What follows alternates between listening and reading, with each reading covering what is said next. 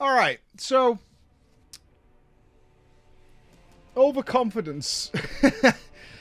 Oh man, overconfidence. It's not actually a slow and insidious killer. It's a quick and brutal death, a crushing of the soul and a destruction of everything.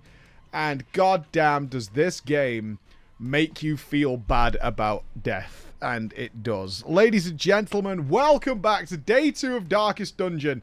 Our journey into this game that has been on my radar for so many years. It was phenomenal when it came out. I didn't have time to play it, but now we're here with some custom graphics. Gameplay is unchanged. We're playing it not on the hardest difficulty that isn't on a time limit, so we can make mistakes and learn.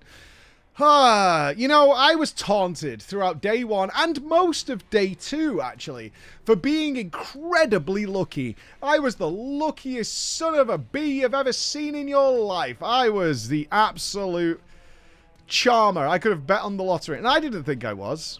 I really didn't. I was like, everything I'm doing here is tactical. I'm planning where my guys need to be. I'm planning for their movements. I'm predicting when we need to heal, who we need to stun. I'm prioritizing targets. I'm doing all the things that I should do to win, and I'm winning. Nobody died. Some people came close, sure. But like we didn't lose anybody. Like 100% success missions on our quests. And as a reminder, because we are streaming the game, there's an entertainment element to it, is we have rules. And the rules are... once we click embark and we go on that journey, we are there until the quest is complete or until somebody dies, in which case we're allowed to retreat because we'll be 3-man from that point on, regardless of what happens. Day 2, I came in pretty sure of myself. I had a plan. I had teams that were starting to form in my roster. I had like an A team, a B team, a C team. I had a D team that I was working on so I could get things going. We'd killed a couple of bosses. I was feeling pretty confident, and coming in I was like, right, we're going to smash some bosses, and I did that. I did that very, very well.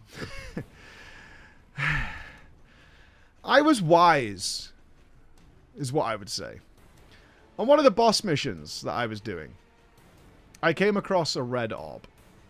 You know, and I'd never seen this thing before. And because I'm not allowed help, and we are playing completely blind, I don't know anything that happens in the game, I have a notepad of things that I'm filling in, like what do I combine with certain items to get favorable outcomes and things like that, and what do they do once I do that, those kind of things. What kind of things do we need for certain zones? So for example, if we go to the ruins and we find chests, we want keys to unlock secret compartments within those chests. But if we go to the cove, we want to take a shovel to chests because they chip the barnacles off so we can get inside the chest. Things like that. I've got a lovely notepad that is growing by the day.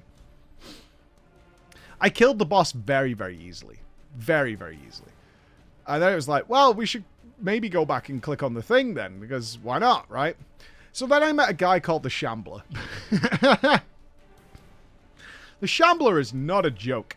The Shambler is not a joke at all, in any way, shape, or form. And the Shambler, I did kill it. I did manage to overcome it, but it destroyed my party. Nobody died, but it was very, very close. And I was like, thank God we didn't do this before the boss. And the greed of my overconfidence at defeating the boss so easily meant that nothing could have stopped me until I met the Shambler. And the Shambler was a rude awakening. It's like, there are things that are going to happen in this game that are just going to screw you up. Which then brings us to the story of Pablo Escobari. Pablo Escobari. Obviously, I'm naming my characters after our members of the stream. Pablo Escobari has a hell of a tale, because on day 1, Pablo developed such negative quirks that he spent the entire mission, and I was looking forward to using this character. He was a leper, big two-handed sword-wielding hero with massive damage bonuses and things like that. Low accuracy. So I was a little frustrated that he missed. But when he hit, he hit so hard. It was so good. But then Pablo developed quirks where he spent the entire mission not only passing every move he had, or swapping positions with other members of the team so they couldn't function at all, but then stealing all the stuff out of the crates and loot that I could get, including the quest reward, which was the entire reason we had gone on this mission in the goddamn first place. Pablo took it all. He made it his own. I hated this character. But I did have to take him out on day 2. I had a vote. I had a Roman-style vote.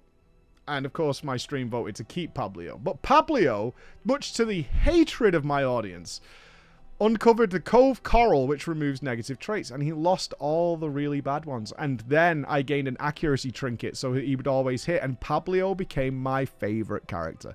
He was a beast, an absolute hero. And then Pablo got squashed into the goddamn floor. He got squashed and killed so hard. Like, the tale of this is why I love games like this, is the characters form a tale. There's a story behind them. This simple leper that joined my team went on this journey just over 2 days of being like hated by me, loved by the audience, loved by me, hated by the audience, and then the redemption arc only to be buried first in a coffin and left to his own devices as his corpse rotted away to the cheers of the audience as it happened. Like, your favorite character is dead. He didn't even resist death blow. I think he went straight to 0 health and just died. And I was like, God damn it, man. At least I should have one chance of surviving here. But nope, just wipe out. I think that's how it happened, but I could be wrong. Which then meant replacements, which is fine. But following that, I realized I had no money left. This is my first death. I was pretty devastated by this whole process. I really was. I was like, God damn it, we finally lost a character, and everybody was cheering and laughing. He had my 2 best trinkets on him. He had my 25% damage bonus trinkets on him. Press this advantage. Give them no quarter. Oh, I get it back! Oh, fucking cares then. Let's get out of here. Laughing. I was like, we have no money left, because I've really been making money, but then you spend it as quickly as you make it. And the real sadness and darkness of this game that really hurts the soul is when a character dies that's been around for a while, you've invested tens of thousands of gold into them. You've upgraded their armor. You've upgraded all their weapons. You've upgraded all their skills. And you've found like a setup that you like. And they like work well with a team that's of the similar levels. So they work together in a cohesive unit.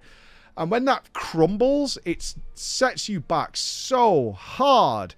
And I thrive in this environment. The stress and the anger it causes me is something I enjoy. I don't care much for games where I'm not actually invested in what's on the screen. I start chatting a lot more. I'm talking more to chat, and I'll generally drift out because I'm not interested in the game.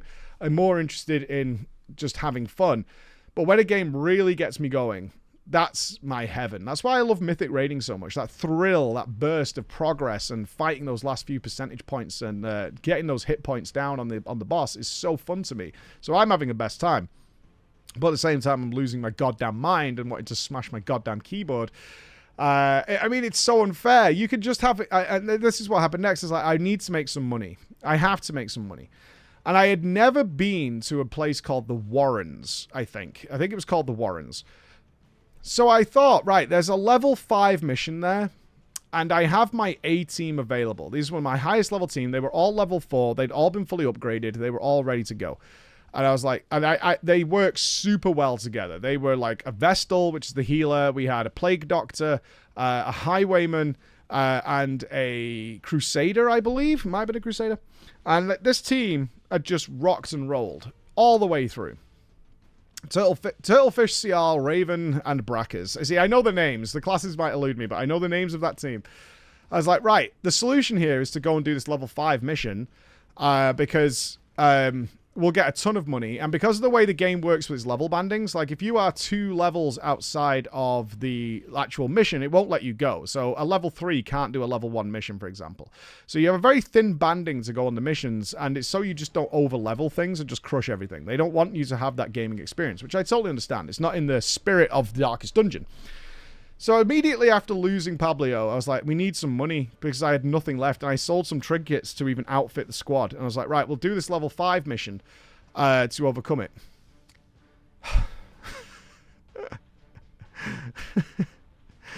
So it turns out the Warrens is blight resistant. And I didn't know that. And my main DPS is a Plague Doctor that blights everything.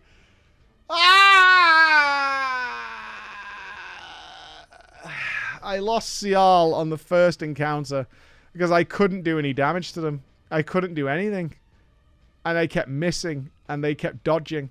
And they kept hitting and they kept critting, and there was nothing I could do. I just had to watch the horror unfold in front of me as this happened. I just watched my team be devastated into the floor.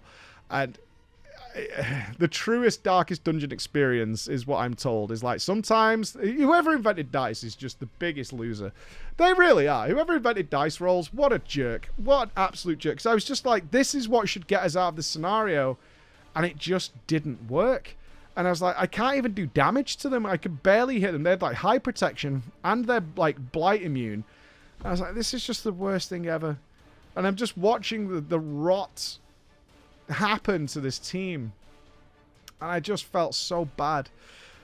Just watching them die and wither away. And I lost Cial. Cial died. The wonderful face of Smiling Ian died right in front of me. And I was like, we've done one encounter. And I came away. And this is kind of where we're coming to a stop today, because I have 1,000 gold left. 2 of my primary teams are missing important, vital characters. And I literally don't know how I get out of this. I do believe it is entirely possible to brick your save on Darkest Dungeon. It's possible to brick it, where you just can't go out on any more missions and do stuff. I'm thinking, this is a game that's, once again, like Terraria did for me, is that at night, because I can't play off stream, because obviously people are along for the journey, is I'm just thinking about what do I do. So my game plan is, for day 3, is I'm thinking I have to essentially start from scratch, but not really. I can't afford to repair the stress on any of the 2 major teams that I have. They're stressed to hell, and I can't afford to fix it. So I need to look to the low levels, and I need those low levels to go out and just earn money. That's it. And I think that might involve creation of a Suicide Squad.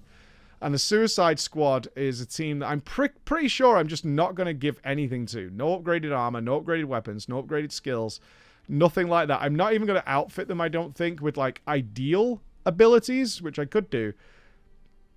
And no resources.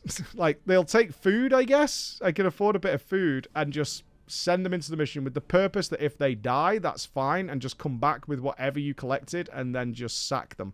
Because they'll be stressed to hell. They'll be all busted up with bad quirks. They'll come back all tattered and torn, and I'll just be like, bye, see you later. That's the only way I could see of getting out of this scenario. But of course, if they do well, I'll keep them. Because I did do well in the early missions at the start of the game, and I can outfit with them with trinkets, which will give them a boost. So that's my plan. Come back for day 3. We'll see how it goes. Bye, guys.